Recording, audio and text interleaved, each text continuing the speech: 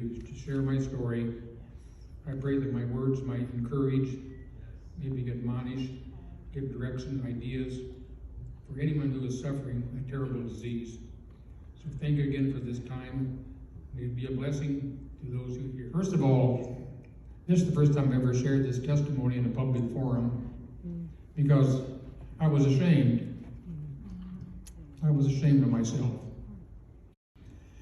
But to find myself one day, everything kind of crashed. I didn't know why for sure, but I found myself obsessing over things. How many of you ever wake up and you obsess over something? Something bothers you. You wake up in the morning, it's there. It's like a little cloud over you.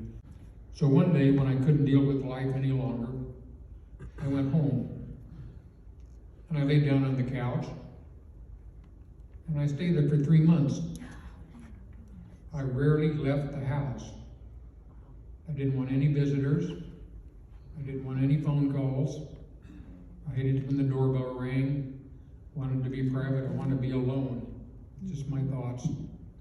And the only comfort I got, my comfort zone, was my couch, watching old movies on television in the dark.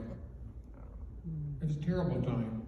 What was the most amazing thing to me is the job that I loved the most. There's nothing I love better than my work.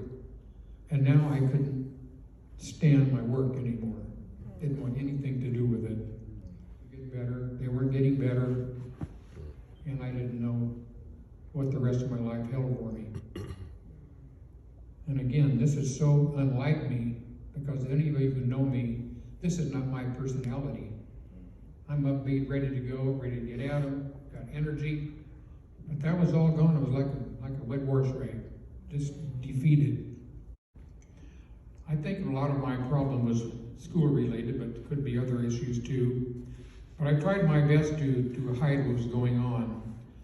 And I got to the point where formerly I used to really enjoy resolving problems and conflicts. I enjoyed it. I loved that challenge, but at this point, I didn't want anything to do with the conflict. And my secretaries knew about it. It always helps to have a good friend, and my good friend at that time was Roger Norwood. We were best friends, and he was the one that checked on me the most. And he came over one day, and he said, "Dick, it's time." "What do you mean? What do you mean it's time?" "It's time to get up and get going. Get up off of that couch, get going, and let's go somewhere. I'm going to take you to the coast for a week's trip." Are you kidding? There's no way I'm going to go anywhere out of town. I'm on this couch, and I'm not leaving the couch. Well, he kept pleading with me. "Dick, this would be good for you. Get out of town, see new things. Maybe play a game of golf." Oh, give me shivers. Go to a movie, maybe get something to eat. So I finally succumbed to his pleadings, and I said, "Okay." Well, guess what? We played golf. I actually did well, and I enjoyed it. And then we decided to go to a movie after that. We went down to San Luis Obispo and saw a movie called Seabiscuit. One of my favorite movies. Real upbeat. I love that movie. I've seen it more than once. I can't tell you how much he meant to me at that time. So I was getting better. I felt myself kind of that dark cloud, that comes when you're depressed. It's kind of like an atom bomb goes off. And this shroud covers you. That's the kind of way I felt. But that was disappearing now. And I was getting more and more, feeling more and more better. So we came back home, and I told Kathy, I feel a little better now. I think it's maybe that. Even at that time, I knew that I was in God's hand. I knew in the back of my mind I was saved, I was a Christian, I was going to heaven, and I knew that God was directing me. I didn't know how, why, for what reason, but that's to come. So looking back, I understand sometimes we have to go through these dark valleys so we can assist someone else in getting out of their dark valley. And as it turns out, that's exactly what happened. Because of my experience, I was very sensitive to those who were suffering from this terrible disease. Dick, I wanted to express my gratefulness for your compassion.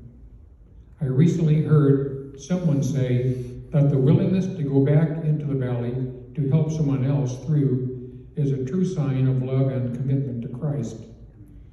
You were God's grace with a face for me, for you. Here's the song, My Life is in Your Hands. It goes like this. You don't have to worry, and don't you be afraid. Joy comes in the morning. Troubles, they don't last always. For there's a friend named Jesus who will wipe your tears away. And if your heart is broken, just lift your hands and say, I know that I can make it. I know that I can stand. No matter what may come my way, my life is in your hands.